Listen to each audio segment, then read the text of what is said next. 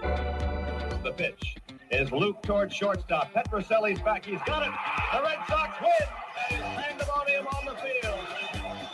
Welcome to the Great American Collectibles Show, brought to you each week by the National Sports Collectors Convention. Join us every Wednesday evening at 6:30 Eastern Standard Time and get the latest news from the greatest experts in the sports collectibles world.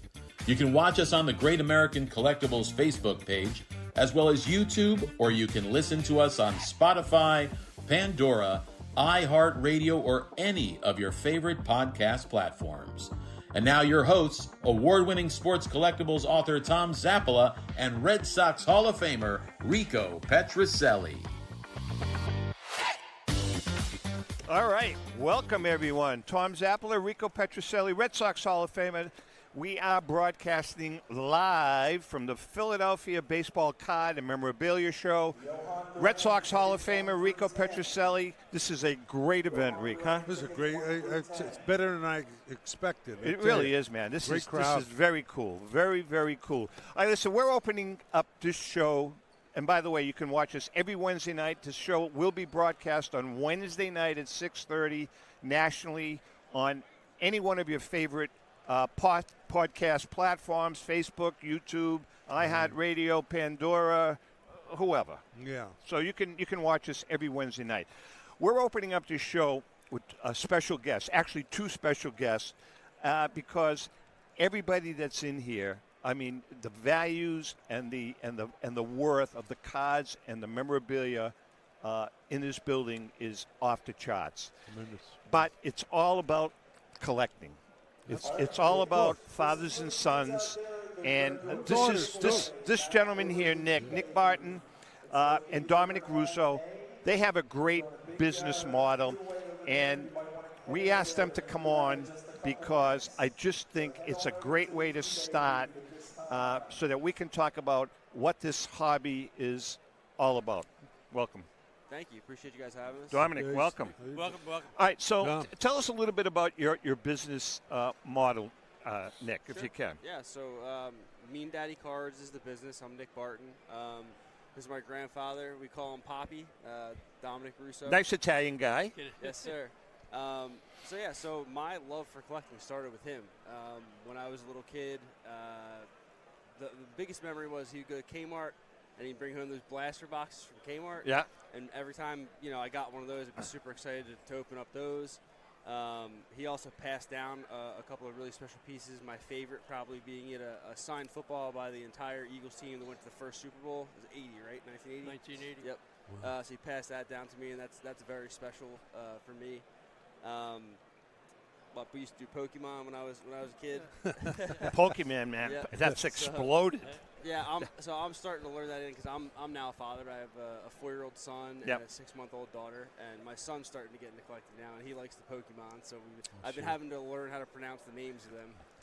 So that's been fun. All right. So what's different between your business and any one of a number of card shops in here? Sure. So, like I said, I'm a dad. I'm a collector. And when I look at what the hobby has become, I'll be 35 tomorrow. So I've been collecting my whole life.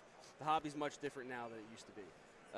And I thought to myself, there's got to be a lot of kids that are getting into card collecting, whether it be sports or Pokemon. Yep. Their buddy at school gives them a pack or something. They come home and they say, hey, Mom, Dad, Tommy gave me this pack of baseball cards, and I'd like to go to a card shop, or I'd like to go to a card show. And a lot of parents don't, never been to one. They don't know about the industry. So they'll go online and they'll Google card show, and they'll come up and all they'll see is $40,000 card deal, right. $20,000. Yeah. And the average people are going to be like, I can't afford this. Is crazy. Like, I can't afford this. You're going to have to find another hobby. That's a good point. And that's I don't want people to feel that way, because you can come to a show like this, it's a big show, with $20 and have a ball. Absolutely. And make memories with your kids. And that's kind of, like him and I, a lot of my favorite cards in my collection are not super high value. They're just guys that I love, like Lenny Dykstra, for example. And that's the way. I mean, Rico, when you and I were kids, and Dominic, when we were kids, I mean, that's what we did. I mean, we would collect cards, right? Collect cards, but we weren't we didn't pay any attention to what the value of the card was. If it was a 1956 Mickey Mantle, I mean, what did we know about value of the card? It was Mickey Mantle. It was Ted Williams. It was Frank Robinson. And I think that's what you're alluding to, that, you know, it doesn't have to be the value of the card, but more the fact that you're bonding with your kid. It's the bond. Right? It's the bond. It's the bonding. He was my first grandson, and I used to see his eyes light up when I would bring a box of cards home, and we would talk about them. We would compare them, and it was the love of the game. He enjoyed so much of opening those packs and talking about this player, talking about that player, and we found a common bond, and it went on for years. I mean, up until he was 16, I'd buy him boxes of cards. The money was in the object. And, you know, it really is. I mean, you know, it's good, but it isn't good. You know, when Rico and I, last year, the year before, we were in Chicago or Cleveland for one of the Nationals. And we were in the hotel lobby, and there were 14, 15-year-old kids with briefcases walking around the lobby, and they were conducting business. And they were kids, honestly, $10,000 or $15,000 in those cases. Yeah. Just crazy stuff, stuff.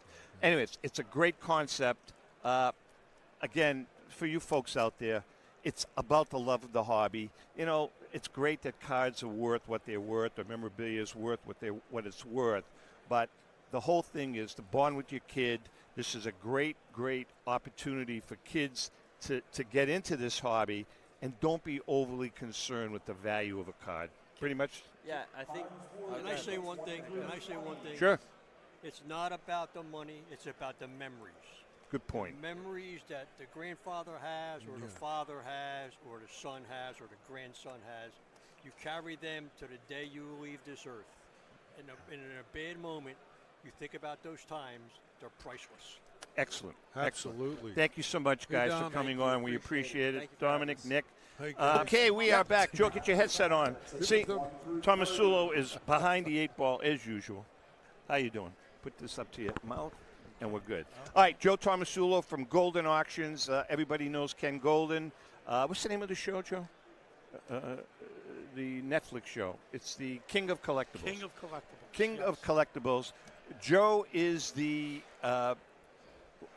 you handle the vintage. You're in charge of the vintage stuff? Vintage specialist. The vintage specialist. I like that. Vintage specialist. All right, so first of all, tell us about the show. What are your thoughts on how the show's going? The Netflix show? This show. The show has been great. Great consignment walked in yesterday. PSA 10 T206. Oh, that's right. That's right. Yes. You told us about that. Only 13 known out of over 300,000 Wow. PSA T206s. Joe. Just so you know, Yeah. December 23rd, Season 3, Netflix. December 23rd, Rico. What is it? The King of Collectibles, Ken Golden's show on Netflix. Oh, yes. Joe, you have to move that close to your mouth. There you go. That better? Thank you, Michael.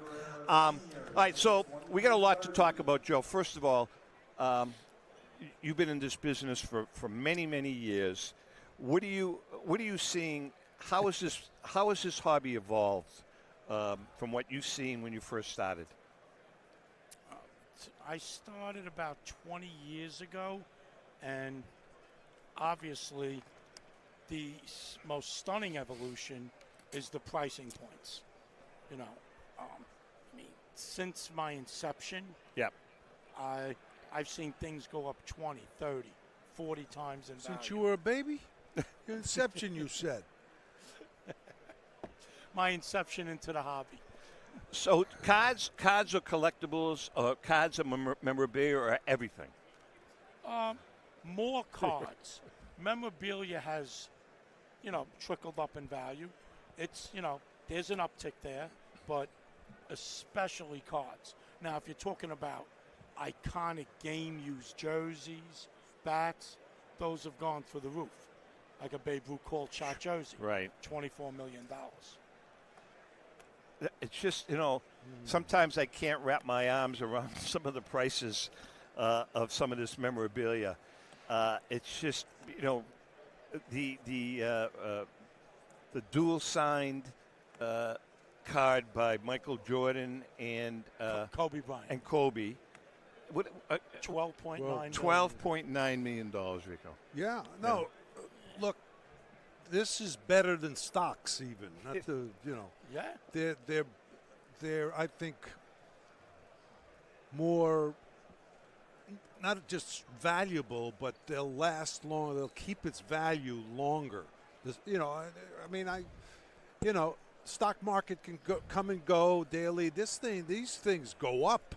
Well, I think it's going to continue. I mean, you're a collector, and you're a big-time collector. Let's be honest here. What your collection? Do you play the stock market?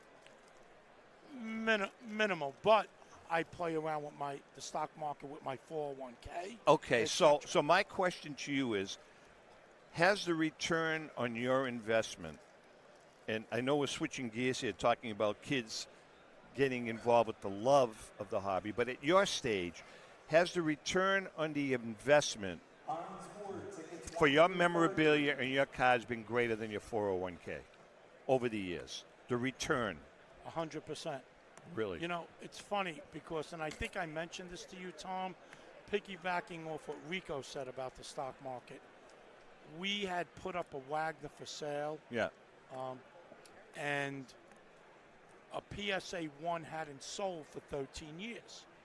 So I put a chart together, and the return on the Wagner was over 1,000% in that 13-year period. It's incredible, man. And the Dow Jones Yeah. was like 360%. Can I say that we are talking to kids and family and all that, but you can't get away from the fact that these cards have value. You know, everybody. You're right. You're right. Even kids now. You know, parents want to teach the kids about saving the money and this and that. You know, and the parents have investments. Yeah. This is part of it, but it's not the only part of it. You love the players or the teams that you rooted for as a kid. You know what I mean? Well, but how many? Listen, I'm going to ask you this, both of you. How many collectors are actually in it for the love of the hobby versus the investment? I think it's both. Flip a coin. Really? Flip a coin. I have friends that love the cards, the vintage cards. Yeah. Mantle, DiMaggio, Yep. Ruth. And they have young kids. They are literally putting cards away in Yes. safe deposit box for college trust. Absolutely. And they get to enjoy owning the cards. Yeah. Okay. All right. That's a good way to look at it. Oh, it's true. I mean, I've done card shows, and a parent will come up with a youngster, and, I said, you're collecting. He collects. Yeah, he's going to continue. But you know what I'm doing? I'm putting him away for his college education. Right. I said, great idea. Right. You know? And Rico, they're doing both. Yes. They're using the stock market. Yeah. They're different viable, avenues for their kids' futures. So, Joe, what about your collection? Obviously you have it insured, right? Okay. What is the single greatest piece that you have that is your Mona Lisa for you? Value-wise or sentiment-wise? First, value-wise. My signed Lou Gehrig rookie card, which is worth 7 figures plus. All right, so you have a signed Gehrig rookie. I have a signed Petroselli rookie card. Yeah, right. How much Is you want there for a that? big difference in the value? Rico, I'll after give you the show, $150 for Rico, it. we could talk trade after the show. Okay, so from a value standpoint, I understand. From a sentiment standpoint, No brainer. Last year in Golden Auctions, I bought Tom Seaver's my idol. He is my hero. and we all know that. And I bought the jersey he wore to strike out his 2,000th man, Dan Dreesen at Shea Stadium. Of course, he lost 2-1. And what made that game special was my father took me to that game. I was there for my 13th birthday. See. Wow. And Well, now I that's- own the jersey. And that's what I hear, too, from card shows, that they take the kids to the daughters, too, and sons, young kids, to the game. And they never forget it. Right. When they grow up, you know. And I still had the ticket stubs. Do you really? Yeah, that's great. And my signed Babe Ruth bat is very sentimental to me, too. Yeah. I can see that. I mean, so I guess the point is that you can participate in this hobby for both reasons, for the love of the hobby and for the monetary return. Right. And you're getting monetary return, and you're not enjoying a piece of paper that says what stock you own. Right. But you're certainly enjoying the collectibles. Joe, let's talk about, we're going to bring Scott Russell on in a couple of minutes, but let's talk about signed cards. Signed cards were a no-no at one point, correct? Tom, I'm glad you brought that up because piggybacking off my hero, Tom Seaver. Yeah. So if you look at the PSA pop, Yeah. there's hundreds of Ryan signed rookies, hundreds of Koufax, Aaron, Rose. There's only low 30s of Tom Seaver. Tom Seaver would not sign his rookie card. He turned me down many times at shows because he felt he was diminishing the value of the card. So there you go. It was taboo. But that has changed. Unbelievable. We are chatting with Joe Tomasulo from Golden Auctions. Big Joe. Joe's been with us a lot. We're gonna switch gears a little bit now because we're talking about sports, baseball cards, but we're gonna bring in Scott Russell. Scott Russell from the Collector Connection. He's got something that we want to take a look at. Scott, come on up here. Let's move in just a little bit. Scott, Sure, you can stand up here. Just put that headset on, and let's put this down. What is the? Well, we're going to talk about this. Let's get these on first. Now, can you hear us okay? Yep. All right, so we're talking to Scott about a little different. This is a little different take. It's not. This isn't just about baseball cards, football cards. Scott, this is really, really cool. Why don't you tell us what this is all about? Well, everybody walks by and says, ooh, an uncut sheet of look and see. But it's actually more than just that. This is an editor's proof, and if you look at it, I'll point, you can see marks where they changed things from this to before they were produced. I don't know. Is it blocking, Joe? Yeah, like. So basically they decided not to do any scratch off below the neck. So you'll see, don't put scratch off on her dress. Don't put scratch off on her suit. Get rid of the scarf. Get rid of the scarf. So these versions were never printed. So this is entirely unique. And, of course, it comes with the cert from the Topps vault. Yeah. Wow. Editorial. Nice. Yeah. It's an editorial proof. Yeah. All right, so wow. That's phenomenal. Let's talk about the cards themselves when they came out. Came in a pack? Yep. How many in a pack, do you know? Oh, God, I don't know offhand. Usually on something like this. Can't help you. Yeah, this was normally only like a little 5 or 6 card pack because this is the whole set. Okay. All right, so you would scratch. How did the whole concept work? You would scratch it? Yeah, there's a couple that are scratched. Like Babe Ruth, most of his disguise has been scratched off, so you can kind of see he's been exposed. But now Mickey Mantle is still wearing his football helmet. That's classic.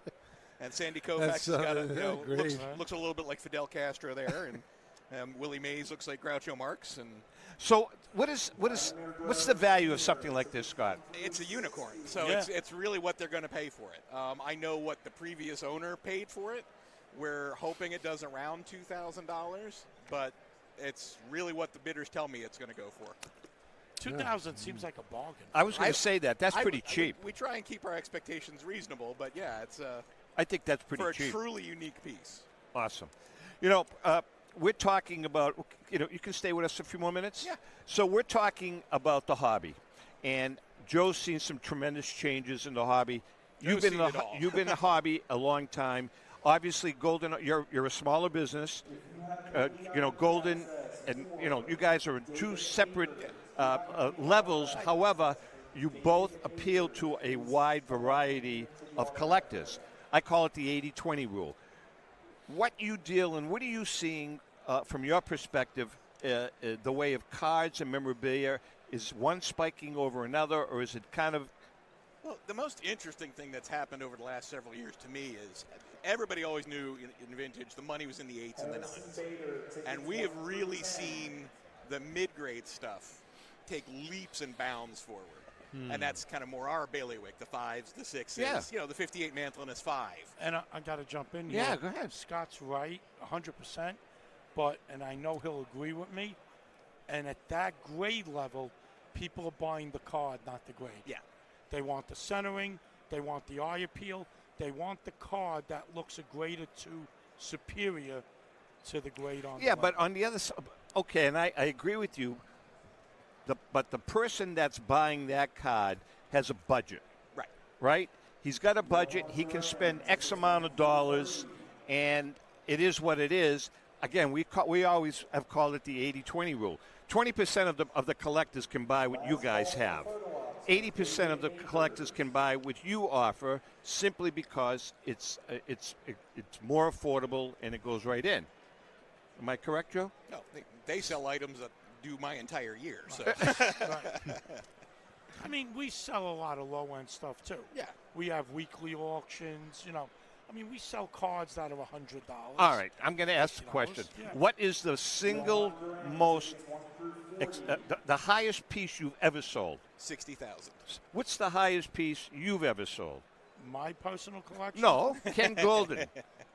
I've only been there a year. All right, Memory Lane. Single, 60,000. My tenure at Memory Lane, a single card, a PSA 9 Yellow Gowdy Root, number 53, Pop 1, $4.2 million. $4.2 million. Wow. You're making my point.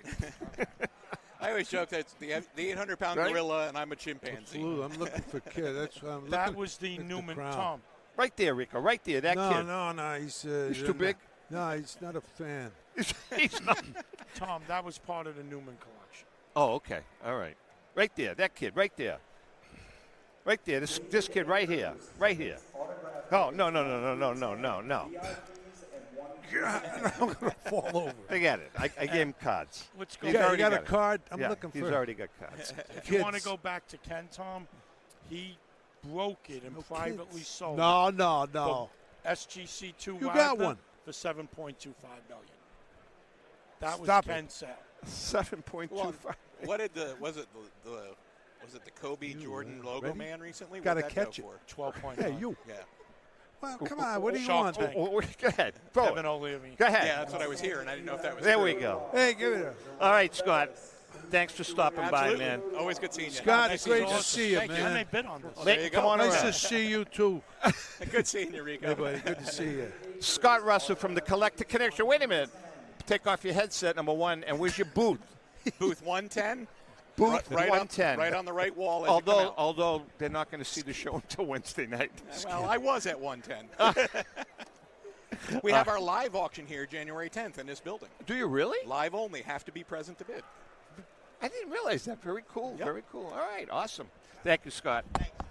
Scott Russell from the Collector Connection. All right. Hi, I'm Rebecca Curry, a two-time child cancer survivor, recipient, and advocate for Lucy's Love Bus. The mission of Lucy's Love Bus, 501c3 nonprofit, is to provide joy, comfort, and quality of life for the entire family of children with cancer. Since 2006, they have delivered love and comfort to over 3,000 children with cancer and their family members across New England. The dream of Lucy Grogan, an 11-year-old cancer patient, was to help kids with cancer who are suffering right now, before there is a cure, by offering free, integrative therapies like art, music, horseback riding, and many other activities. Unfortunately, Lucy passed away, but her dream lives on, and today Lucy's Love Bus is thriving. I'm Red Sox Hall of Famer Rico Petroselli. I hope that you'll consider supporting Lucy's Love Bus and all of those children who have been stricken by cancer. The Great American Collectibles Show is partnering with Lucy's Love Bus to help these kids. Let's continue Lucy's dream. Please go to lucyslovebus.org for more information. Since 1996, Brian Drent and the staff at Denver's Mile High Card Company have led the charge in the collectibles hobby. Mile High is a full-service dealer specializing in buying and selling cards and offers a competitive consignment program for all collectors. Whether it be their computerized want list service, appraisals, or auction services, Mile High has it all. If you've been searching for a company with a selection of high-grade vintage 1888 to 1970 baseball cards and memorabilia that shares your passion, aim high, Mile High. Go to milehighcardco.com or call 303-840-2784 for more information. This is Brian Drent, president of Mile High Card Company. Is your sports card and memorabilia collection properly insured? For easily replaced personal property, homeowners insurance is all most people need. But for prized possessions that you may have spent a lifetime collecting, it doesn't go nearly far enough. Collectibles Insurance Services has been insuring for over 50 years. They offer a full range of protection and a $0 deductible at an affordable rate with no appraisals required. I know because they insure my collection. If you have a minute, go to collectinsure.com and learn more about insuring your personal card or memorabilia collection. Hi, this is Dan from Memory Lane Auctions, here to remind you that the renowned Memory Lane Collectibles Company has served as a beacon of light to the collecting community for the past several decades. Indeed, folks, it has been our utmost privilege and pleasure to provide the most enthusiastic collectors with an abundance of the finest sports cards and memorabilia for America's most coveted sports personalities via our world-class auctions. Whether you choose either a private sale transaction or the auction route, Memory Lane cordially invites you to reach out to us to maximize the value of your prized possessions. Also, it is not just sales that we pride ourselves on being the best of the rest, because if you are seeking a particular keepsake for your esteemed gathering, we will be relentless in our quest to find that special piece to fulfill your collecting dreams. So no time to wait. Reach out to us today for the purposes of capitalizing on our unparalleled marketing capabilities. Simply pick up the phone and dial 877-606-5263. That's 877-606-LANE, or find us on the World Wide Web at www.memorylaneinc.com. Now is the time for your valued consignment to ultimately become another one of Memory Lane's record-setting prices. How would you like to own the bat that was used by your favorite player when he hit that towering home run or game-winning base hit? Now look no further than JT Sports, specializing in the sale and authentication of professional game-used bats. As the official authenticators of professional model game-used bats for PSA DNA, JT Sports will guarantee the authenticity of any bat purchased from them. JT Sports also buys and sells game-worn uniforms, gloves, and baseball equipment. The unique quality of the collectible is what JT Sports is all about. Give them a call at 609-487-8003 or check them out at GameUseBats.com. No, you got someone behind you. Oh, Leighton. Come on in. Get your headset on. All right. Say hi to Leighton. Hey, Leighton, how you doing, baby? Hey, Rico, how are you, Great bud? to see you again. You look good, really good. You Yeah, we haven't seen keep your youth. We haven't seen Leighton in a while. He's a good youth. Youth? Youth. All right. Leighton's here, Joe, Sorry, for bud. two reasons. Number one, as you know, we're real pleased, Ellen and I, and with Rico's support, your support, and everybody's support, we are coming out with a new book that's going to be released at the 2027 National, entitled Legendary Finds and Sports Collecting Treasures. It's going to be in all the great finds in the history of this wonderful hobby. And we're also going to add a whole section on, they're not really finds, but we're going to call them epic treasures, Joe. Epic treasures. Epic treasures. Right? Nice. Wow. Like for instance, using as an example the T206 Honus Wagner, the Ken Kendrick, the McNall Gretzky card. That's really not a find, but it's an epic treasure. So we have a whole section on epic treasures that we're going to be, and you've contributed a couple of great ones. Leighton, tell us about it. You know what you're doing on your end, because we're co-writing the book. He's got his responsibilities. I have mine. Who are you working with right now? Al Christofelli from Love of the Game, Brian Dwyer, and a few collectors as well. And one of the things that's been the most fun is talking about the treasures that have been lost to time. Yep. For example, like wow. Jackie's debut jersey, or Wilt Chamberlain's 100-point ball Yep. that he scored. So those are going to be great stories as well in the book. Yeah, Well, I'll that's tell you good. what. That's okay, Joe. I think it's a great idea. We're going to tell a story. I don't even know if Leighton knows this yet, but You know, we've bin kind of, I guess you do know it. We've been mulling around, and Joe, I think you know the story. At the very end of the book, we're going to have one section, one chapter. I don't know if we're going to call it a chapter. Yeah, but it's yeah. going to be called a postscript. And it's going to be on a personal find of Mr. Petroselli's. And I'm going to tell the story because it's going to be a great ending to the book, Leighton. And this is interesting because this gentleman to my right is co-writing the book, and he's hearing it for the first time. I haven't even called him and said, I've got an idea for a great postscript. But I think you're going to agree. Lay it on me. So, 1967, impossible dream year.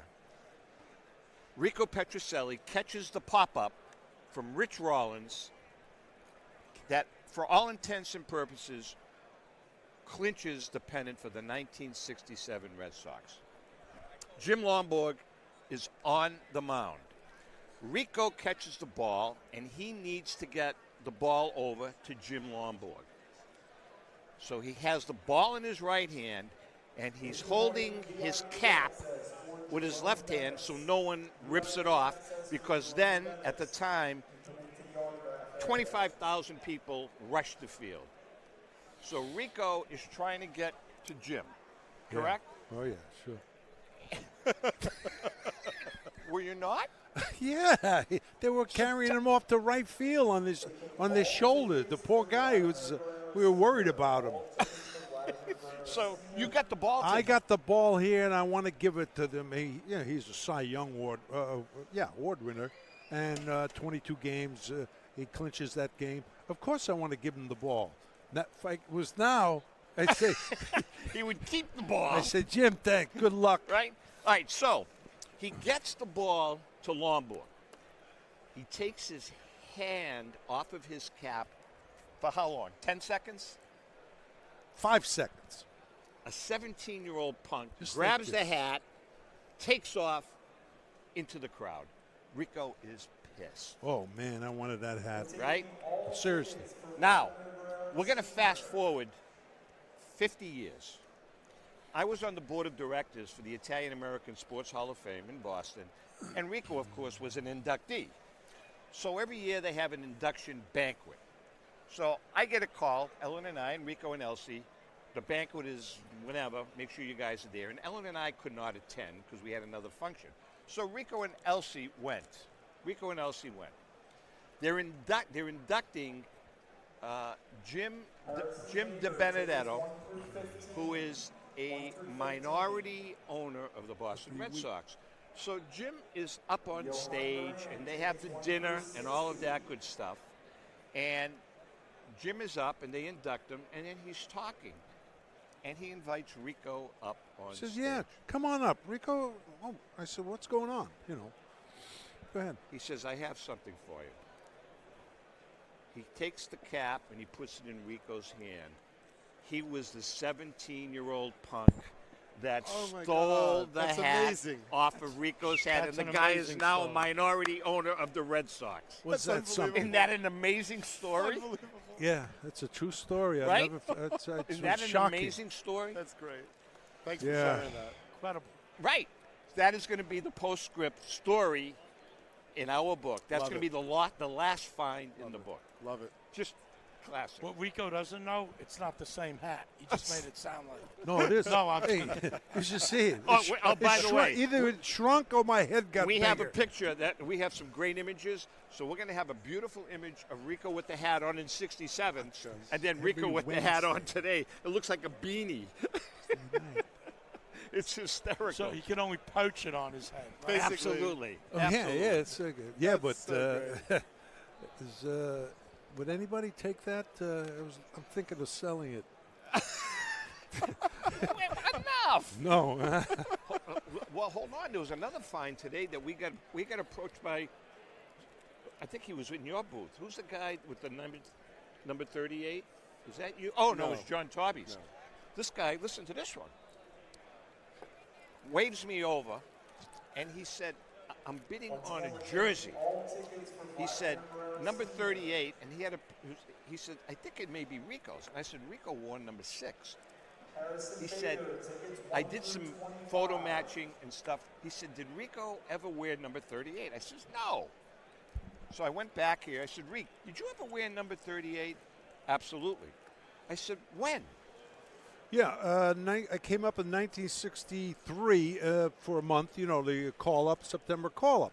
And they gave me 38. I got in one game. I got my first hit, which was a great thrill. And the guy's bidding Double. on the shirt. He found the shirt. Isn't that unbelievable? Unbelievable. I mean, just incredible. Now, it's one other interesting thing before we stories. let you go. You have another business venture that you're involved with. Yes. That a lot of people are talking about. Why don't you tell us a little bit about it? Sure. So we've all, I think all of us on the board, maybe not Rico, I don't know if he's a collector, but we all are actively searching in auction houses and these different platforms, whether it be it's Jackie Robinson for some, Shoeless Joe for others.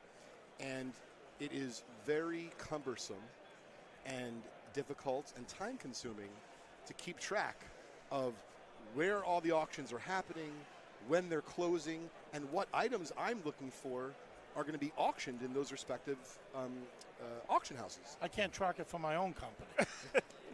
Yeah, so you can imagine how I feel trying to, buy from, let's say, dozens of auction houses. So a number of months ago, I had our mutual friend, Derek Rady, on my podcast, and I asked him, out of curiosity, what piece of technology would you like to see, in the space be created? And he had his own answer, and I said, well, for me, I would love exactly what I'm describing. And so someone reached out, and believe it or not, 9 or 10 months later, that someone's name is my business partner, Mark Mandel, who's not only my business partner, but he's also an avid collector. And I know Mark well. I know you do. Nice. So what we are doing at Auction Wire is we are going to make it as easy as possible, whether it be you're a collector, whether it be you're a dealer, an investor, or any of those combinations, to keep track of all of the cards. We're starting with cards. We're going to ultimately move to memorabilia and comics and watches, rare wines, etc. But we're going to allow you to search golden auctions, REA, Heritage, all of the major auctions. And then, like our buddy Scott was just here, he's got a wonderful auction, the Collector Connection. He's going to be part of it. So nice. if there's one, let's say I'm looking for a particular card. Sure. I'm looking for a A 67 top Petroselli. Right, Sure. Petroselli, 67. Good choice. So you're going to spit out everybody that has one and where it's available? Including eBay. Wow. Yes. That's very cool. And That's so great. what's really nice for the buyer is not only is it going to be easier to keep track of, but I also feel like it's going to be easier for you to make a wise decision about what card is a good fit But for Joe, your you know collection. something that's going to help you guys too, because Ken just had a meeting, a very productive meeting with Mark. I think it's going to be great because, I mean, there are people that aren't going to know that a particular card is on your website. All they have to do is plug it in and they say, oh, Golden's got one. Exactly. And then our system Very cool. is actually going to tell you, whether it be you want through text, through email, etc., that particular card in that grade is available for auction right now and ends in such and such date. Great this is all concept. good stuff for collectibles, the billions of onlookers that are watching the show. For them, they know what's going on when you guys explain all this stuff.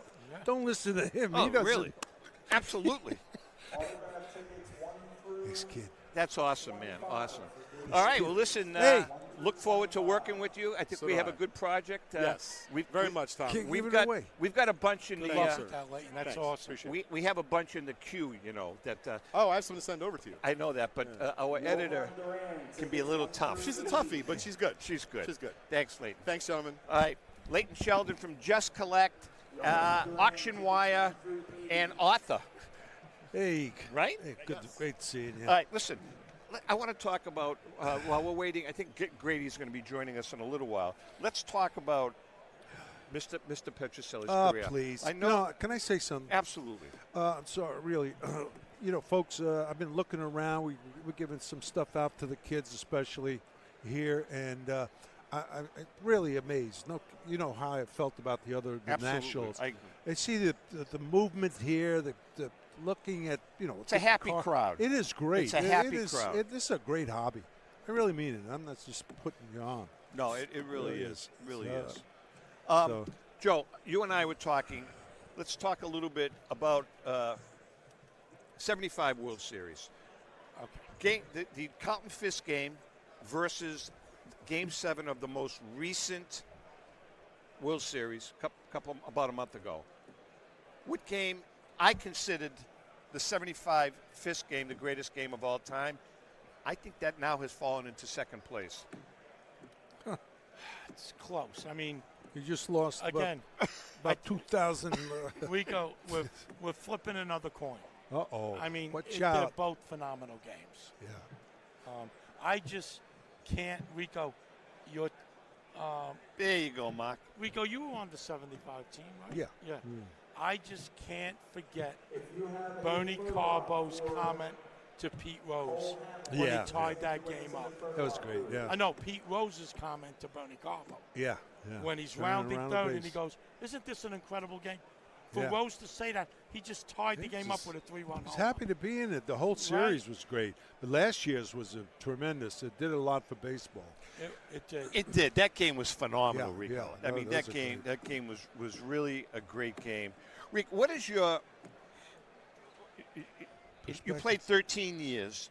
What is Jesus. that one moment that kind of what defined your career? I mean, if there was one moment in your career that was like a wow moment, what was it? Yeah, it was when I when you got out of your 0 for 32 streak, right? that too. And every 2 weeks when I put the check. What, you were When you 0 got for the what? 0 for 32. Jeter had like an 0 for 30 or 30 Well, streak in his yeah, career. it was. It happens. It yeah, happens. It happens. It happened to Rico more than once. No, but Louis Aparicio, when we got Louis went 0 for 44. Yeah. Really? They had to escort him when he used to go over the bridge in his car. They had to that- make sure he didn't throw it. Is that a scoreless streak record? 0 for 44? No, Jackie. Oh, no, that was others. Jackie, what's his Jensen? name? No, the Jackie- center field for the. Oh, yeah, the kid. What the heck was his Great, name? great. Jackie. Jackie Jr. Anyways, he Yeah, went 0 yeah. for 45, I think. Yeah, I think so, like that. But no, it happens. You get in, you get all screwed up and just can't make contact. No, but I mean, was that one game, that 75 World Series game, was that like the highlight for you, or was it when you caught the pop-up from Rich Rollins the first time you guys won the pennant? Well, yeah, I mean that was exciting. That was one of my my. They didn't even want it. They got snubbed. Are there any cards? There were no more cards? That's it. Here. Oh, Here, that's you want one? no, you can take care of it. But what the hell were we talking about? We're talking about your favorite moment. Yeah, well, World Series. I mean, 67 World Series, 75 World Series was really exciting. Every game, every single game. But the 67, because we hadn't gotten into a World Series in a lot of years, and we weren't picked to win the pennant. And so we didn't have a great team, but we had, an exciting team. Yaz had his Triple Crown year. Yeah. And so it was exciting. So Dream team. The dream team. Yeah, the Impossible Dream Team. Yeah, it was. Rico, weren't you involved with one of Mickey Mantle's last outs? Or The last. Yeah, you caught his a last pop-up? out. Yeah, caught his last out. It was a man on first base. Another bonehead Petrocelli. no, Did you save no. the ball? No, wait a minute. Come on, let's be fair, folks. Go ahead. I want to hear I this wish one. I had the ball, but yeah, Now he pops that's up. valuable. He No pops kidding. up to me, and then I threw it to Mike Andrews at second. Mike threw it back to the pitcher because that's 2 out. Okay. Now, if that would have been the 3rd out, and I threw the ball, we used to throw the ball on the mound for the pitcher, opposing pitcher to get the ball. That would have been a bonehead. Although we didn't know until spring training the next Yeah, who year would that have he was known? going to retire. Nobody would have known that Mantle at that time was retiring. No. But it was, in fact, his last at bat. Yeah. That's my claim to fame. Yeah, that's a big, big Right? thing. So if you think about some of the stuff that's gone through Petrocelli's hands. That ball, think about it. Right. The last baseball that in an official game He's getting indigestion. that touched Mantle's bat. Right? It was Wow. a pop-up. Jeez, into short. You know, Rico, left, you yeah. should have dropped it so we would have got on base. Well, let it go. Yeah, they would have gave me the last out. Yeah, base hit. You know, if I would have known then. I got a question for you. You had a phenomenal relationship with Louis Tiant. Yes. Okay. Great pitcher. Great pitcher. Should be in the Hall of Fame, but that's another discussion for another day. Don't get me Rico, going. would he give the manager, go ahead, toss it to him. Would he give the manager a hard time? Who? Louis. Well, no, he didn't want to come out of games. Louis was one to finish. He had a lot of pride in his ability and his pitching. He wanted to finish the game. Of course, if he knew if he had a bad outing early on, he was going to come out. That's understandable. But a close game, we were ahead a little bit, he would not come out. So at one particular time, Darrell Johnson came out to take him out. Drago was warming up in the bullpen. Dick Drago. Dick Drago. The Dragon. Yeah. The Dragon. Yeah, Dick had good stuff. Yep. But, so here's Darrell. So I said, I got to hear this. So I ran from third over there. So let me hear this stuff. Yeah. So Darrell goes, Louis, I'm going to take you out. Tien goes, no, you're not. I think we told the story, but so Darrell says, okay. So he left him in there and he won the game. He came back. That's the kind of guy He was a warrior. Oh man, he's one of the guys that you would give the ball to for the seventh game. So when Louis, if would he get mad or pissed off at you guys if someone screwed a play up when he was on the mound? Like start yelling at him, like, what are you doing? No, we used to tease him. Like if he has an off day, kind of balls were hitting pretty hard. I used to run up there and say, Louis, I got 4 kids, man. Try to throw the ball outside. I'm getting killed down there. And he goes, I can't say, you son of a gun. Call me Salami. You Salami, you son of a gun. Different words. But anyway, it was great. Great another guy that you used to tell us about that was a great ball player, George Scott.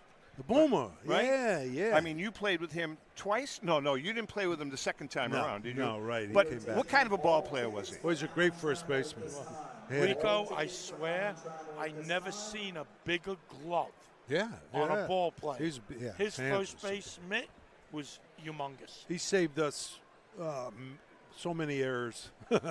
With scooping the ball up. He was a great. I think actually he was a good hitter too. But that one year, remember that one year when he batted like 190? Oh yeah. Please, I was broadcasting with Ken Coleman that year. No, it was 77. That's right. It was the Herald. I was doing a column for the Herald. Man, he really struggled that year. And I would be a good listener. He'd come. So we had the exhibition game. We had a game somewhere up north. Anyway, and he's telling me, I want to hit. You got to hit me 4th. I said, 4th? Boomer, you're hitting 185. I said, how can they hit you? Says, right? He says, if they put me 4th, I'll get my average up. So I said, I don't think so, Boom. So, Rico, Yeah. Dwight Evans. Oh, Should man. he be in the Hall of Fame? Yes. Dwight Evans. I agree. Yeah, I tell her. Everybody asks me that question. His numbers are good. He's good. I would always say no, but then I took a deep look, Tom, at his numbers. Yeah. They're there. Oh, absolutely. And let me tell you something. He could hit, boy. He could hit. He could hit, but he was great. He was an exceptional right He was fielder. a great right. He had a Clemente right on.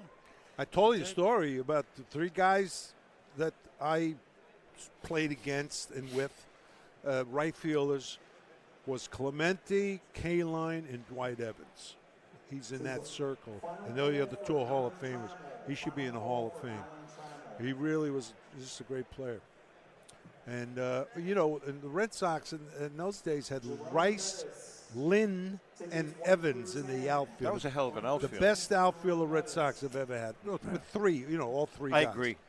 I agree. That was a hell of a team, actually. When you really think about it. And by the way, Joe, you're here, and if Derek doesn't show up, you're here for the whole duration. I just hope you realize that. I'm not available. Well, that's too bad. You know what I wanted to tell you? You're a Yankee fan, and Yes. you remember Mantle when after he retired, Tommy Tresh came on the scene. Yes. And Tresh is going to be the next Mickey Mantle. See, that's what they do. Bobby Mercer. And Mercer, too. Oh, both Bobby of Mercer, them. yes. Yeah. Both of them. Mercer was, And Bobby that puts pressure on the, They do that right away. And those guys didn't bring it He's on gonna be the themselves. greatest. But right, exactly. Shea Stadium destroyed Bobby Moser. He was hitting all those Oh, right, homers yeah. with the porch. Yeah. Then he went to Shea Stadium, and he went from That like was a 30 dump. to 10 home We runs. played 2 years there. Remember the Yankees went there? Yeah. I was there. Told you in '75, you know what happened? Chambliss is at first base. Right. They had 2 runs. We got 2 guys on the 1 run. I'm sorry. We had 2 guys on base. Denny Doyle hits a ground ball, a bang, bang, bang, bang, and over his head. 2 runs scored. We won the game. See, when you're supposed to win, that's what happens. How lucky we were. But that was a dump, Shea Stadium. Hi, I'm Rebecca Curry, a 2-time child cancer survivor, recipient, and advocate for Lucy's Love Bus. The mission of Lucy's Love Bus, 501c3 nonprofit, is to provide joy, comfort, and quality of life for the entire family of children with cancer. Since 2006, they have delivered love and comfort to over 3,000 children with cancer and their family members across New England. The dream of Lucy Grogan, an 11-year-old cancer patient, was to help kids with cancer who are suffering right now, before there is a cure, by offering free, integrative therapies like art, music, horseback riding, and many other activities. Unfortunately, Lucy passed away, but her dream lives on, and today Lucy's Love Bus is thriving. I'm Red Sox Hall of Famer Rico Petroselli. I hope that you'll consider supporting Lucy's Love Bus and all of those children who have been stricken by cancer. The Great American Collectibles Show is partnering with Lucy's Love Bus to help these kids. Let's continue Lucy's dream. Please go to lucyslovebus.org for more information. Pristine Auction is a family-owned and operated online auction specializing in autographed memorabilia, sports cards, coins, art, and collectibles. Since their founding in 2010, they've grown to 2 facilities in Phoenix, Arizona, totaling over 60,000 square feet. Jared Cavalier and an incredible staff of over 150 team members serve a very large customer base and enjoy every minute of it. By working with leading authentication companies, Pristine ensures all items are 100% authentic. In addition, third-party authenticators regularly travel to Pristine Auction to provide authentication services on site. Pristine Auction strives to operate its business in a way that's honoring to God, their families, and their customers. With a strong focus on speed, quality, and premier customer service, their mission is to be the leading online auction for every level of collector and fan. Pristine also works for Hope Sports and Identity Hoops International, traveling to Mexico to build houses for the less fortunate. Pristine Auction offers several online auction formats with thousands of auctions ending each day. For more information, go to pristineauction.com. That's Pristine Auction, the best in the business. If you are a discerning collector interested in owning the most important pieces in the hobby, look no further than Leland's Auctions. The original sports auction and appraisal house, Leland's was established in 1985 by legendary Pioneer founder Joshua Leland Evans. And today, President Mike Hefner carries on the tradition. From the Tom Brady card and memorabilia collection to the famed Boston Garden Auction to high-end card auctions from every major sport, Leland's has always maintained the highest standards. Go to Lelands.com and get your bid in. That's Leland's, the hobby's leading sports auction house for 4 decades. It's often been said that championships are won on the practice field, and world records come only to those willing to work harder than everybody else. Heritage Auctions is the world's largest collectibles auctioneer because we believe that becoming the best is only an invitation to the challenge of remaining the best. This requires the skills of the hobby's top experts, capable of identifying and maximizing value for our consigners. It requires the most visited website in the industry, courting a global audience of collectors over 1.5 million strong. It requires a dedicated press department that expands our global reach far beyond the entrenched hobby marketplace. It's hard work, but a simple premise. Present the finest collectibles to the largest population of potential buyers, and world records will come. We invite all listeners to put the unmatched power of Heritage Auctions to work for you. Auction evaluations are always free, and our commission-based fee structure ensures that our interests are always aligned. Highest possible price for your collectibles. There will always be new world records to chase, so let's chase them together. Visit our website at ha.com and request your no-obligation review today. Hi, this is Dan from Memory Lane Auctions, here to remind you that the renowned Memory Lane Collectibles Company has served as a beacon of light to the collecting community for the past several decades. Indeed, folks, it has been our utmost privilege and pleasure to provide the most enthusiastic collectors with an abundance of the finest sports cards and memorabilia for America's most coveted sports personalities via our world-class auctions. Whether you choose either a private sale transaction or the auction route, Memory Lane cordially invites you to reach out to us to maximize the value of your prized possessions. Also, it is not just sales that we pride ourselves on being the best of the rest, because if you are seeking a particular keepsake for your esteemed gathering, we will be relentless in our quest to find that special piece to fulfill your collecting dreams. So no time to wait. Reach out to us today for the purposes of capitalizing on our unparalleled marketing capabilities. Simply pick up the phone and dial 877-606-5263. That's 877-606-LANE, or find us on the World Wide Web at www.memorylaneinc.com. Now is the time for your valued consignment to ultimately become another one of Memory Lane's record-setting prices. I need a nap. Did you grow up a Mets fan? No. Yes. Oh. No, you did. I did. Now, why? What was the reason? I mean, as opposed to the Yankees. Tom Seaver. I've watched him pitch a game. He was amazing, and I just started rooting for the Mets. I stayed a Mets fan when they traded him to the Reds. Yeah. But then when they left him unprotected because they knew someone would grab him, I said, that's it. Oh, Seaver? Yeah. Oh, that was crazy. And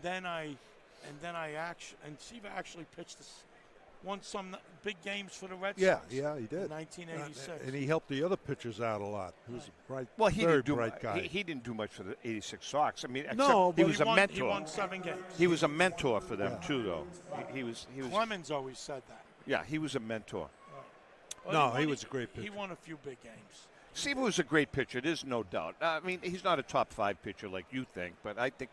I always say top 10. I never say. Yeah, he's top. He is top 10 definitely. You have one ball left. Will you throw it, please? No, I'm going to throw, but I got a little guy over there, and I get his father to throw. These are the balls we're throwing. We got our logo on it, and the kids love him. He has something. He has one. The little guy. kid See over the there. guy. I'll throw it. No, you can't reach Are there. you kidding? I How have much a you want to bet? curveball. Hey, Joe, he thinks he can throw that I far. can reach that kid. He can't throw. He got no You'll wrong. never reach. No shot? All right, you throw it. Hey, yo. You little kid right there. I can't. You can't get him. He can't see us. He's no, I'm going to jump over the plane. No, don't leave. The little kid. The little guy right there. That's his father. Him. Yeah, the Him. father. Here, Go ahead. I want him for the ball. Go ahead. Come on over here, little guy. There you go. Watch me Throw get him the ball. sued. You got it? Can he catch? You catch it? There's Daddy. Let Daddy catch it. There you go. There you go. That's for you. All right. There you go. See that? I'm all right now. We're chatting with Joe Tomasula from Golden Auction. Looks like Grady is not coming, Reek.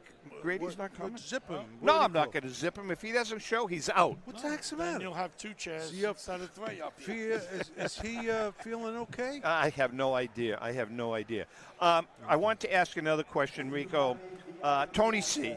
Tony Conigliaro, he was your best friend, all right? How great could Tony C. have been? Well, he would have been. He had a chance to be a 500 home run guy. He was a fearless hitter and had power to all fields, and he was really a legitimate home run. Fly ball hitter. He would have fit in here. Do you remember him, Joe? Yeah. No, little before. No, I mean little before my time. Well, that's what I'm saying. He really was. How old were you? About 8, 9 in 67? What year was he being? 67. I was 5. 5 years old. 60, Right. yeah. So he would have been a Hall of Famer, I think.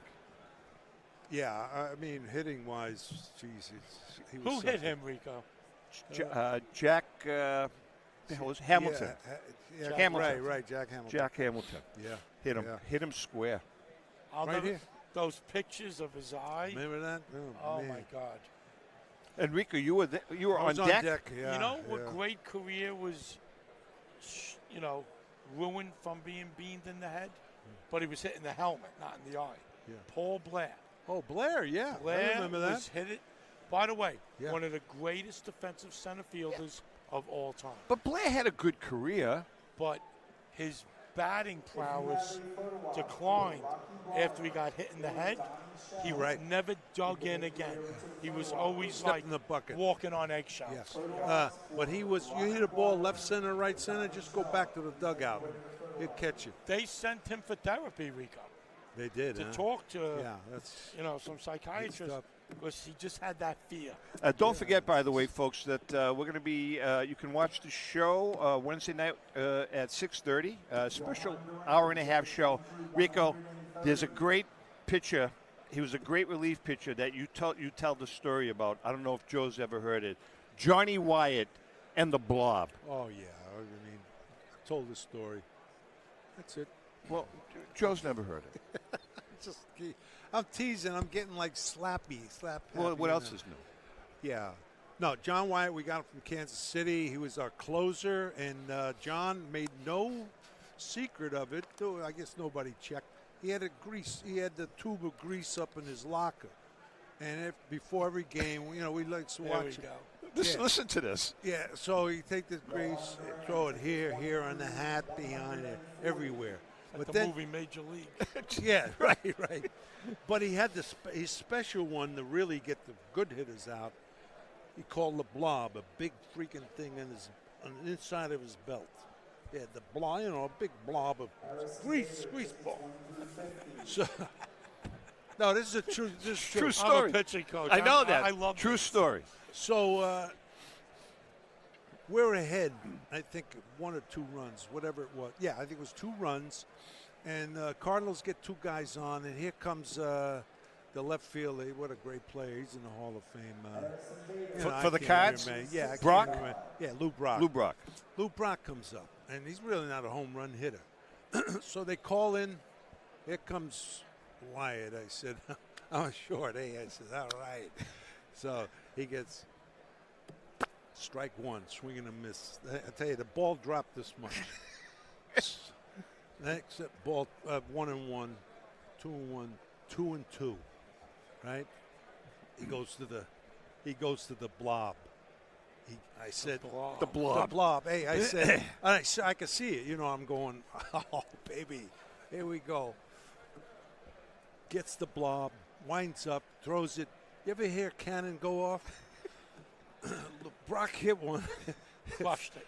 The 420 sign is an exit there, right? He hit it over the exit. I said, I was shocked. And he was serious. When I came in, I said, John, he went for the blob. What the hell happened? He said he must have hit the dry side. I said, the dry side? That freaking thing was a cannon. You know what's funny? Brock, and it's a trivia question. I can't remember all of them players. Brock is one of the handful of players that hit a home run in the bleachers at the Polo Grounds. Really? In Wow. straightaway center field. Oh, You just he- reminded me. Yeah, of that. I mean, he had crushed. sneaky power. Yes. Yep. Well, he could you run. know, He was a hell of a yeah, Lou Brock really he helped define what's happened today in baseball. We went from the Players League papers to Lou Brock to Andy Messersmith, right? You mean Kurt Flood? I mean Kurt Flood. I'm sorry, but they were teammates. Yes. That's why I can't understand why a guy like not Brock, but the other guy, because he is gone to court, try to get the reserve clause taken away at that time, because we couldn't go to another team. Right. And why? I mean, it's so significant in the world of baseball. But it doesn't matter, does it? If people, they don't see what, maybe I see in it, they're just not interested. Huh? It's true. It's really too bad. Really? It is. So significant in what he's done. I mean, he's really helped free agency. Yeah. And Messersmith was the first. Yeah. Yeah, he was. No, there's no doubt about I it. think the Braves grabbed him from the Dodgers. if I remember right. I don't remember. Yeah. Yeah. Joe, I want to switch gears for a minute and talk about the grading process. Is grading, is it my imagination, or has grading become a little inconsistent recently, or what are your thoughts on that? If I continue this conversation, it's called career suicide. All kidding aside, grading's always been inconsistent. Human eyes, maybe we'll have AI do grading in a few years. Yeah. Right? Yeah. It's true. But, it's all subjective.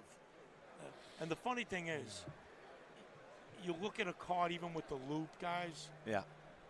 They take Dave Foreman when he was with SGC. Yeah. Took me in the back room, showed me the 8 to 10 magnification.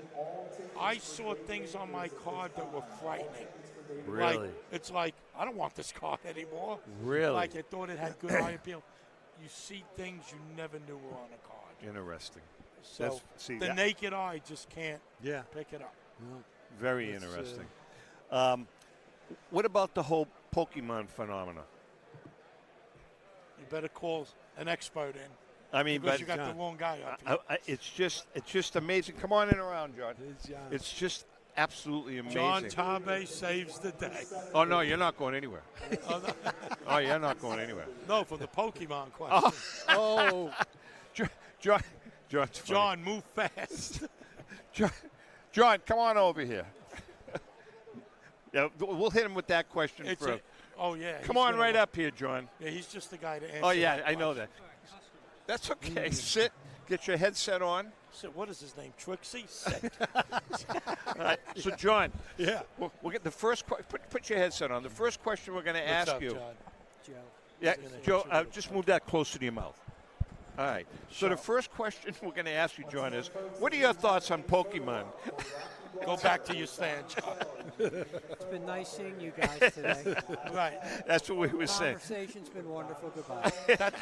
I pretty much All echoed right. the same sentence. I want to bring you in here today because you authenticated a bat, and there's been some discussion on the bat, and I want to get your take on it. Evidently, fairly recently, a Babe Ruth gamer has showed up that had cork in it. And my question to you is, there's been, I mean, it's a Babe Ruth cork bat, but there are some people taking the position that even though it's a Babe Ruth gamer, not necessarily corked by Babe Ruth, could have been done after he played, could have been done by somebody else. What are your thoughts on that, John? Well, corking, unless you're there and you're actually seeing who's doing it, you really can't tell. This bat was a perfect Ruth gamer. And the thing about Ruth and his bats, it's not a bat that anybody is going to use to begin with because of the length and the weight to begin with. The ironic part about the bat, corking is supposed to make it a little lighter. The bat is still 40 ounces. Wow. Okay. We looked at the bat, and it's obvious that it's corked because the cork is actually exposed to an extent on the top of the barrel. And the way we looked at it, I don't believe that Ruth was using it as a gamer. Okay. But remember, he did a heck of a lot of barnstorming tours. Right. Exhibitions. And things of that nature. And it might have been, something that he wanted to look good. It could have been used, by Ruth, could have been used by somebody else. Frankly, I think just because of the style of the bat, the model of the bat, the weight of the bat. I think. No, go ahead. I'm sorry. No, I would think that Ruth could have used it. Did he use it in a major league game? That I can't say. How many ounces was it, John? He said 40 ounces. 40 ounces. 40 ounces. But was it I would legal? think Was it's it Ruth. illegal at that time? It was just like the spitball. They could throw spitballs, Right. in Well, those years. I believe it was illegal at the time because also when you read about Ruth had it in the mid-20s. Ruth started notching his bats. Okay, yeah. With home run notches. Oh, Okay? yeah. And what happened? Two examples. There's a beautiful. I think there's 28 or 29 notches in a bat in the Hall of Fame. Louisville Slugger has one with 22 notches. Wow. And he says in his book, he writes where the umpire would spot it, and he says if you had more than 7 notches, they would take it out of the game. Really? So they still had rules about altering the barrel in the day. Interesting. That's interesting, Yeah. really, yeah. I was talking to a collector who collects bats, has a significant collection. And he told me, John, and by the way, we're talking to John Tobby from JT Sports. If you ever need anything regarding bat information, getting bats graded, authenticated, this is the Batman. This is the foremost authority in the United States on bats. What is someone mentioned, this guy mentioned that he owned a Babe Ruth vault. I think he called Vault Mark bat. What is that? A Vault Mark bat is a bat that Ruth used, sent back to the manufacturer, in this case Louisville Slugger, for additional bats. And what they would do on a receipt with a Vault Mark bat, they would take the model number, like, Rico, you used U1? Yeah, let's say U1 or a M110. Okay, so if Rico sends it back, they knock into the knob U1, they knock into the top of the barrel U1, and it becomes a pattern bat for future models of the same bat. So if someone owns that bat, is that bat significantly more valuable than another bat? Well, within the industry, within the collecting industry, Vault Mark bats are viewed as the player's favorite bat. Oh. So it takes on a significant meaning to the player. And some players will have several Vault Mark bats, their own personal models. And that's the other thing. That's the other idea behind vault marking. It's a personal model and a favorite model of the player. Yeah. Wow. So have you examined many Vault Mark bats over your career? Yes. Oh, you have? Oh, yeah. Yeah. And as a matter of fact, if you go to Louisville Slugger, have you seen the vault room? It's right off the lobby. They have the vault safe, if you will. And it's row upon row upon row of Vault Mark pattern bats, models of the players, yes. All right, so I think I've asked you this question before, and I don't know if I've ever gotten an answer from you or from anybody else. Does Black Betsy belong to somebody? Does it exist? Is it in someone's collection? Since I've been involved with game used bats, game used material, I have never heard of or seen a bat that is titled as Black Betsy. Okay, and you're speaking about Joe Jackson. Oh, Joe Jackson. There was a Black Betsy Ruth also. Oh, was there? Oh yeah. One of the bats, I think it's one of the heavily notched bats from the 1927 season. Now, so what about Joe Jackson's? Joe Jackson, the bat that is titled as his original Black Betsy, if you will, is if you've seen it, it's the warped bat that was with him for his entire career. That bat was made by a friend of his, presented to him, and supposedly he carried that bat with him, in his equipment bag for his entire career, and it's photo matched with him when he's, in the early 1930s. Wow. So where is that bat now? That bat is in the hands of a private collector. It is. So it does exist. Yes. John, what about the Jackson bat that sold in Heritage, I believe it was, for $2 million. Earlier this year, with 24. Joe Jackson. Joe Jackson. Yes. Well, that was the classic two-tone, and again, remember the Black Betsy became a finish. Okay. Oh, when you see it looks like a natural handle and then a brown barrel. That is recognized as a Black Betsy finish. Interesting. Yeah. John, thank you for stopping by. JT Sports. Again, if you ever need any kind of information on bats, get bats authenticated, this is your go-to guy. John, thank you so much. Thank you. You can't come to me for corking. Just remember that. That's a good point.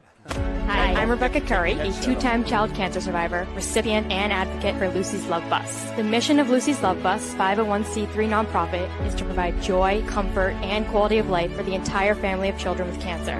Since 2006, they have delivered love and comfort to over 3,000 children with cancer and their family members across New England. The dream of Lucy Grogan, an 11-year-old cancer patient, was to help kids with cancer who are suffering right now, before there is a cure, by offering free, integrative therapies like art, music, horseback riding, and many other activities. Unfortunately, Lucy passed away, but her dream lives on, and today Lucy's Love Bus is thriving. I'm Red Sox Hall of Famer Rico Petroselli. I hope that you'll consider supporting Lucy's Love Bus and all of those children who have been stricken by cancer. The Great American Collectibles Show is partnering with Lucy's Love Bus to help these kids. Let's continue Lucy's dream. Please go to lucyslovebus.org for more information. Since 1996, Brian Drent and the staff at Denver's Mile High Card Company have led the charge in the collectibles hobby. Mile High is a full-service dealer specializing in buying and selling cards and offers a competitive consignment program for all collectors. Whether it be their computerized want list service, appraisals, or auction services, Mile High has it all. If you've been searching for a company with a selection of high-grade vintage 1888 to 1970 baseball cards and memorabilia that shares your passion, aim high, Mile High. Go to milehighcardco.com or call 303-840-2784 for more information. This is Brian Drent, president of Mile High Card Company. Is your sports card and memorabilia collection properly insured? For easily replaced personal property, homeowners insurance is all most people need. But for prized possessions that you may have spent a lifetime collecting, it doesn't go nearly far enough. Collectibles Insurance Services has been insuring for over 50 years. They offer a full range of protection and a $0 deductible at an affordable rate with no appraisals required. I know because they insure my collection. If you have a minute, go to collectinsure.com and learn more about insuring your personal card or memorabilia collection. Hi, this is Dan from Memory Lane Auctions, here to remind you that the renowned Memory Lane Collectibles Company has served as a beacon of light to the collecting community for the past several decades. Indeed, folks, it has been our utmost privilege and pleasure to provide the most enthusiastic collectors with an abundance of the finest sports cards and memorabilia for America's most coveted sports personalities via our world-class auctions.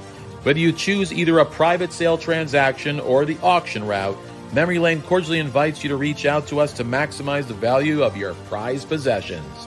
Also, it is not just sales that we pride ourselves on being the best of the rest, because if you are seeking a particular keepsake for your esteemed gathering, we will be relentless in our quest to find that special piece to fulfill your collecting dreams.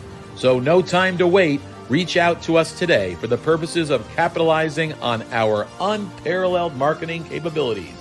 Simply pick up the phone and dial 877-606-5263. That's 877-606-LANE, or find us on the World Wide Web at www.memorylaneinc.com. Now is the time for your valued consignment to ultimately become another one of Memory Lane's record-setting prices. How would you like to own the bat that was used by your favorite player when he hit that towering home run or game-winning base hit? Now look no further than JT Sports, specializing in the sale and authentication of professional game-used bats. As the official authenticators of professional model game-used bats for PSA DNA, JT Sports will guarantee the authenticity of any bat purchased from them. JT Sports also buys and sells game-worn uniforms, gloves, and baseball equipment. The unique quality of the collectible is what JT Sports is all about. Give them a call at 609-487-8003 or check them out at GameUseBats.com. Walked away with that. All right. He almost hung himself. I know, really. James, come on up here. Thank you, John. Let's be careful. Yeah, James, it's kind of tight up here, but you can do it. We know you can do it. Who is that? You dealing with your bookie? No, Derek. Well, it doesn't matter now. He's out. It's quarter up. We only have 15 more minutes, so don't even bother. All right, get your headset on. We got 15 more minutes. Wow. And then Rico and I hop on a plane back to Boston. Yeah. Right? Yeah. All right. So this guy here is a good friend of the show. He's been with us on many times. James Fiorentino, one of the foremost sports artists in the country. And James, first of all, man, your book. Tell us about the book. Thanks. Yeah, I'm still very excited about it. It officially really kind of launched early this year, and it's a baseball book on all my watercolor paintings I've been doing with athletes in baseball for the last 30 years. Obviously, with the help, Tom, of your wife and you know all the people I've been helping with that book over the last few years. I was very excited about it because it really kind of shows everything I've done, and I think a lot of people don't realize how long I've been doing it for, and all the stories and the players I've worked with. So, just excited to keep showing that off. So, correct me if I'm wrong, but is it nominated? What's going on with the Ben Franklin Award? Where are we with that? That's a good question. It did win a gold medal in one of the Independent Book Awards already. So that was the IPPY Award, I think. Yes. Yes. Okay. So I think it was resubmitted now by the publisher for a Ben Franklin Award. So you could be 2 for 2. Yeah, that'd be great. And I think one of the coolest things for me is the fact that my hero growing up in baseball, Don Mattingly, did the intro to the book, which is great to think about when I'm a little kid watching him play, and for that to be the case, it's pretty awesome. There's another guy that gets Fame, screwed. right? There's another guy that gets screwed. Bad lower back. He should be in the Hall of Fame, man. I think so. He should be in the Hall of Fame. They have a group, wait a second, that judges the guys on their years compared to the other guys those years. They do? Yeah. I didn't know that. Yeah. Mattingly was the best player in baseball for 5 years. He was a great player, man. He was a great player. Garvey should be in there, too. Yeah. I mean, anyway. What are your thoughts, James? Absolutely. I actually just saw him last week, and they did a little chat with him, and just to hear his numbers and even hear him talk. Even the year that Clemens beat him on MVP, it was an MVP year. That year was maybe his best season ever. Right. But Clemens had an incredible year, and for 4 or 5 years, he's maybe the best player in baseball. Certainly at his position, 9 Gold Gloves, a great leader. Player, man. He really was. And was kind of when they don't say you get to the World Series, that wasn't his fault. When he finally played this last year. Right. He hit, I think, over 400 or something in that playoff game that last year. So against Seattle. Yeah. No, he a great. Is he going to manage again? No, he says he didn't want. He doesn't want to manage again. Or what do you guys? What are your thoughts? Ooh. I'm asking well, I know his son obviously is the GM now of the Phillies. Right. So maybe he's going to be a bench coach there. But here's the thing. I'm a Yankee fan, obviously, but he should manage the Yankees. I think so too, Boone, man. Yeah, if something happens where they're not doing as well, that could be. He should be managing the Yankees. I totally agree with you, Joe. Yeah. It's time for Boone to go. I want to ask you something about the painting. Why'd you ask me? I'm a painter. Well, I know, but you paint houses. But are there any changes that you foresee in the painting of the athlete? You know what I'm saying? A particular style. What's the guy that was? I got a print of him. Neiman. Yes, yeah. Neiman. You know how he does it. Is that something that people would want more of, or as far as is there anything anything that's really a style, right? Yeah, it's a style. I think some people get more loose when they're older painting, but I think today in general and in sports art, and you could see it in Topps baseball cards, there's a tremendous influence on the hobby now with artists and art. I mean, even when I was doing it back in the late 90s for the first time for Tops and in the early 2000s Upper Deck, everything I was doing was very tight. Obviously, Dick Perez being my inspiration, but there's a tremendous amount of artists out there who paint abstract, it's in baseball, all different types of ways of doing it. But for me, it's always my brain's wired to that photorealism and watercolor. I mean, how do you do It's that? great. I mean, you've seen his work, Joe, right? He's got talent. That's I mean, what do? You look at a picture. How the hell can you look at a picture, sit down, and paint that exact picture? How do you do it? Yeah, I don't know. I think some of that's an easy way, I think. I think just the fact that I paint very well and watercolor, which is the more interesting part of it, and doing it for, since I was a young kid. I paint by numbers. All right, I'm going to throw something back at you. Ask James how he does it. How did Rico hit 101-mile-an-hour fastball? Because he can. It's his skill set. It's James's skill set. 101? You faced Nolan Ryan. That's right. Or maybe you never hit him. I didn't hit him. That's the thing. Oh, God, 101, yeah. But you know my point. No, I know. It's a good point. You're making a good point. James, you've done, your work is really special, man. Thank you. Really, It is really great. special. I appreciate it. What do you got? What's on the horizon? Well, let's see. Probably taking a break from shows for next year. Like right now in the winter, I do a lot of commissions for private clients. I have a painting up for sale right now. The Hall of Fame baseball yearbook cover I did this year for the National Baseball Hall of Fame. That's up in Heritage, and that's all that money's going to the Baseball Hall of Fame. And then we'll be setting up stuff for next year. And always doing pop-up events and events with players. Hopefully, I'll do the cover again for the Hall of Fame next year, and working with more players. So he's pathetic. You're absolutely pathetic. He's pathetic. All right, James. Thank you so much, man. Thanks. We wish you the best. Your Good work luck. is fantastic. You're still not going Appreciate anywhere that. now. Thank You got 10 minutes. Well, let him sit next to me. Yeah. James, thanks again. Thanks, Let's James. see. Where is he? I love that. Where's Grady? Where'd he go? He's Well, trying if he's to get over around. here, you got to get He's around. trying to come around. Well, come around where? Around here. Come on, we got 10 minutes. Get up. We got 10 minutes. We've got 10 minutes. First, you're serious. I mean, you're. What did you go to the casino? Yeah. Wait, am I getting my balls busted? For 10 minutes. No. We won't break them. Just for about a minute and a half. So where were you? Okay. Busy. I had Here we go. several clients at the booth. I got a text from Joe T saying, "Where are you?" I was like, "Oh shit! Oh wait, am I allowed to say that?" on No, the air? that's okay. We're okay. Great. Shit. Okay. No, honestly, so we're busy at the booth, and I'm dealing with, a guy that thinks he has $1 million worth of stuff, and it's probably like $800. But Don't you love them? I love that, yeah, because now I'm never going to get that time back, but it's okay. That's what we're here to do, right? Yeah. Be nice older gentleman. So then I handed him off to somebody. Then another person came up to the table. As I'm turning around, he's like, I have a 6-figure modern card. I want to, so again. Was it a legit 6-figure?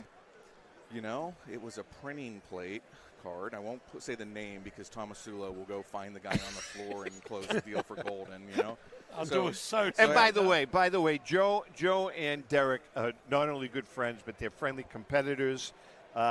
We'll kill each other. Yeah. But yeah. Okay. What are you doing? Well, I'm checking the wire out What's here. going If on over Rico's there? hand disappears, just be That's- careful. Because when I was talking to Yaz told me, Rico could get a little friendly in the dugout. So you gotta Dinner be careful. table at wedding crashes. Yeah. That's right. Okay. So go ahead. Anyway, I'm seeing if Rico's laughing or he's No, pissed. he's good. He's good. Oh, he's good. Oh, okay. of course. Okay, Kidding perfect. Okay. So basically, it's a printing plate. And it's one of those one-of-ones, because you know how there's a million sure. one-of-ones, Yeah. manufactured one-of-ones. I don't know. So I'm texting a couple pictures to some consultants that I deal with. What do you think? And it's going to be wildly price different. Some people are going to say 20 grand. Some people are going to say, at the end of the day, those are the cards, I think Joe would agree, that should go to auction, and let's determine a value, right? Without an auction number where people were bidding, you don't know on these one-on-ones. How do you guys determine in an item like that? Yeah. I asked both of you guys this question. How do you determine a starting bid for something like that? Okay, so the starting bid, I've never been concerned about a starting bid because nobody's going to be happy with it if it's sold there, right? So if you say it's 50 grand, you open it up. At Heritage, we open up everything at a quarter of the estimate. So if it's $1 million card, no matter what, it opens at $250. It's a stand, so you have a standard. What do you do at Golden, Joe? We don't have a standard. I like to stay in the 15 to 30 percentile based on the item. Okay. You know, I make basically a business decision. 100%. Do you estimate everything in your catalog? Do you do the estimates for everything? We don't put estimates. We put them in our system. Okay. But we don't put them in the Do you catalog. put starting bids? Do you do the starting bids for your catalog? We don't put them in the catalog. You don't put starting bids in the catalog? They're on the internet. not Oh, in the I didn't know catalog. that. I didn't either. See that? Right. And I think learned a lot. One of the Really? reasons is because of the volume of auctions, there's a lot of last second, 11th hour changes. Yes, of course. And you could just change it on the internet. Yeah. And you don't have the printed catalog. You don't look pretty much like an ass. So with the wrong number. So in the why did catalog. Heritage come up with the quarter, right? Yeah. Because we have 10 different consignment guys, and they would all put in different. Oh, so they all put in a different This is- number. So that makes sense. This is why now you have a standard. So we have a standard, and again, nobody's happy whether we estimated it 20%, the starting bid, whether it was 10%, 20%, 30%. Nobody's going to be happy if it sells for that. At the end of the day, it's about prices realized. So people don't care whether you start their stuff off at a dollar or Right. $5,000. No, right? it makes sense. You know? And by the way, both of these gentlemen and their companies are going to be, or some of them already are, big contributors to the forthcoming book that Ellen and I, Leighton, are putting out. At least half of the two gentlemen here represents a company that has been phenomenal, and the other one is coming along slowly. Is that fair enough? It's fair. Right? Wait, who's coming along slowly? Golden. Joe Teaside? Yeah, of course. Right. Well, I mean, they're a little special needs, and there's nothing wrong with that. Right. Okay? You know, there's places for everybody. They're a little Let me slower. tell you something. If it wasn't for Joe T, where would they be? I'd be in big trouble. Where would they be without Joe T? No, but you guys have come out. We've got some great finds that we're going to be talking about in the book. You guys have come up with some great ones. Chris I Ivey. think this is going to be one of your best books. I think it's going to be, honestly, and I'm not just saying this, I think it's going to be our best book. If you're a collector. You got the Black Swamp, and this find now is the autograph signed card. yeah. No, it's that's killer. incredible. It's one of the greatest. And I've already discoveries. done the narrative So on that. I had the privilege. So Dan is the main consignment. Dan Imler. vendor. Yes. But I actually met with the client also, right? Actually, I'm not sure if Dan met with them first or I did because I was in the Boston show. Yeah, right? yeah. I go to meet in the bank to see this. Okay, so the first one to lay eyes on it, other than maybe some pictures, and it was insane. I was couldn't like, believe it. it's I jaw couldn't believe it. dropping. It's jaw-dropping. And you know Every something? card. We're not going to get into it, but I mean, you're going to see it in their catalog. It's already started, and you can see the story behind it. It's called the Golden Age Collection. But I think you know this, but you don't know this. Dan said that right behind this collection, this same consigner has a very, very similar collection based on entertainment in the entertainer world. You know, if you're a collector, you got to get this book. Thank you. Because it shows, how people Yeah. get these items, and might give you an idea. I think it's great. It's going to be a great book. Just to before we end this, we're talking. Wait, I just got here. Well, yeah, we ended too. Do we really? Yeah. You got two The Lucky 7 find, the Black Swamp find, the Northeast find. We're talking about the T206 Wagner, the Gretzky Wagner, the 55 Bowman Mantle find, the Bryce Williams set, the Lou Gehrig bat. Here's the thing, right? It's just so we have there's a lot of people that we took for we all knew the finds, right? Right. Because the hobby was small and we all talked about it. There's now 3 to 4x the people that didn't. Some people, believe it or not, didn't hear of the Rosen find. Correct. Some people didn't hear of the Black Swamp find. Yeah. They now, in this one book, are going to educate themselves. Yeah. What we've been doing it's for gonna be 30 great. years. And right? I think non-collectors are going to be interested in the book. Yes, Yeah, that's my it opinion. covers all the great finds of the hobby and plus special other items. Well, I'm going to give you one example before we end. Joe, we can get them for half price. You know, there's a find I Mine don't better see. be free. What is that? Well, we don't have them all yet. Oh, no. Okay. Is he going to say something funny? The Or is he real? T206 Southern find. That was huge. The Southern find is in here. It is? Yeah, Oh, it okay. hasn't been written yet. Yeah. Okay, I was going to say, if Tom missed that. No. That's a major. Leighton is working on that fine. Okay. Leighton is working on that fine. There's one that, here's an example. J.P. Cohen, J.P., your old boss, seriously, we're not just talking $1 million fines. Yeah. But there's a cool, it's not a fine, but it's something that's an epic treasure. He's got a canceled check from Lou Gehrig. They're out there, right? Canceled check from Lou Gehrig. But it's made out to the Mayo Clinic. Wow. The day after he was diagnosed with Lou Gehrig's disease, when he was checking out of. I know the check. Right. I believe when you used to do your live auctions at the National, I believe it first sold in Heritage Platinum. It could have. It very well could have. Okay. And I know it sold for like $72,000. I know it's worth more. And then one other one that it's like, wow, Babe Ruth's check, $7,500, I think it was, Joe, and $9,500, right? It's a check, $7,500. It was a king's ransom back then. Right. Signed the check, cashed the check on the morning, and that night or that afternoon he hit his 60th home run. Cool. Cool stuff. Cool. Yeah. Cool That's stuff. nice. And that's some of the stuff. Stories. Yeah, They're that's great. some of the They're stuff great. that's going to be in it. All right, we're just about out of time, Michael. Yeah. All right, guys, listen, Derek, thank you for being Thanks a lot. For late, being here for fashionably 8 late. minutes. Yeah, We here for appreciate 8 it. minutes. Joe, how did you get Rico down here? That's awesome to see Rico here. We had to convince him. Joe, thank you so much, man, for stepping up to the plate with I us. have one more question for Rico. Go ahead. We have 35 seconds. Did you ever get a hit off Nolan Ryan? Yeah, I You did? I got early on. My batting average against him was .057. Okay. Yeah, But you got a hit. But the, I got count a for hit. something. I got a hit when he first, came over. Did he ever hit you? No, With a no. pitch? You me? You wouldn't be I was here. in the dugout. Well, you wouldn't be here. That too. All right, we're just about out of time. Thank you all for coming Yeah, it here. was This has great. been a great show. And to our viewers and listeners, we're on every Wednesday night from 6:30 on any one of your favorite platforms. Guys, thank you so much. To Joe Yeah. Drellick, thanks for having us. Yeah. And to our viewers and listeners, happy collecting.